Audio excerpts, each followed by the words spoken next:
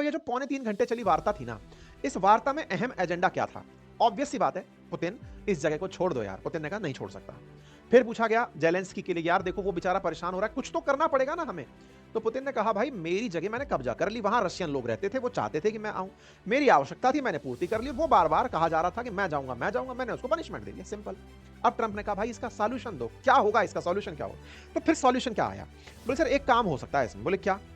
अब देखना ये बात जो है ना ट्रंप सुझा रहे हैं पुतिन को कि देखो तुमको अगर मैं ये जमीन दे दूं जो तुम्हारे पास है तो तुम्हें कोई दिक्कत? ट्रंप पुतिन ने कहा नो मुझे कोई दिक्कत नहीं है। तो ऐसे में ट्रंप ने जेलेंस्की के हिस्से की जमीन अगर उनको देने की सोची तो जेलेंस्की को भी कुछ देना पड़ेगा, अदरवाइज वो बच्चा रूठ जाएगा।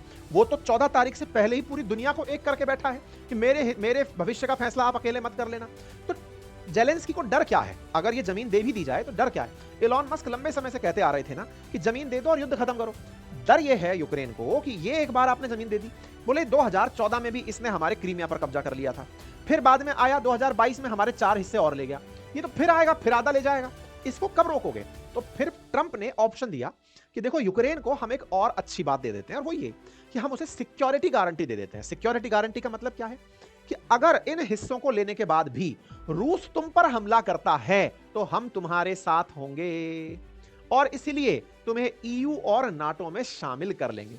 तो यूक्रेन का जो डर है कि अगर मैंने ये हिस्सा दे दिया तो ये मेरा और हिस्सा खा जाएगा, उससे बचाने का एक ही तरीका है कि दुनिया के बाकी देश फिर उसे सिक्योरिटी गारंटी दें कि यूक्रेन तुम चिंता मत करो, अब ये तुम्हारे ऊपर हमला नहीं कर पाएगा, लेकिन जो गया अब उसे जाने दो, क्योंकि वो भी 3 साल से प्रतिबंध झेल रहा है, उसने कर लिया, उसकी इच्छा है पूर्ति हो गई, बाकी तुम दोनों के बीच में कुछ जगह इधर उधर करके सेटलमेंट कर देंगे। उम्मीद है आपको मेरी बात समझ में आ गई। यूक्रेन क्या ये मान जाएगा? तो आंसर आता है कि साहब बिल्कुल मान सकता है, क्योंकि इसमें यूक्रेन की जीत है। कैसे जीत है? यूक्रेन की जीत इस तरह से है क्योंकि उसकी तो मंशा ही थी कि नाटो में और ईयू में मिला लो मुझे, ताकि मेरे ऊपर रशिया आक्रमण ना करे। लेकिन ये हार में कैसे बदलती दिखती है? वो हार इसीलिए तो है कि वो जाना ही इसलिए चाहता था कि उसके हिस्से पे कब्जा ना हो, लेकिन कब्जा कराकर अगर नाटो में जाके शामिल हुआ तो क्या खाक शामिल हुआ? फिर तो गया ही गया। तो एक तरह से दोनों के लिए बेनिफिशियल रहे, ट्रंप ऐसा मास्टर प्लान बना रहे हैं। ये ट्रंप ने बातों में नहीं बताया, ये यूरोपियन देशों के मैंने स्टेटमेंट पढ़े, उनमें से निकल कर आया। आप कहें सर आप तो अंतर्यामी हैं, मैं नहीं हूं, मैंने उनका कंटेंट पढ़ा तब मुझे समझ में आया कि जेलेंस्की को 18 तारीख को बुलाया है पापा ने। शायद मेरे देश की बर्बादी का ख्याल आज आया है, इसीलिए ट्रंप पापा ने मुझे 18 अगस्त को अमेरिका बुलाया।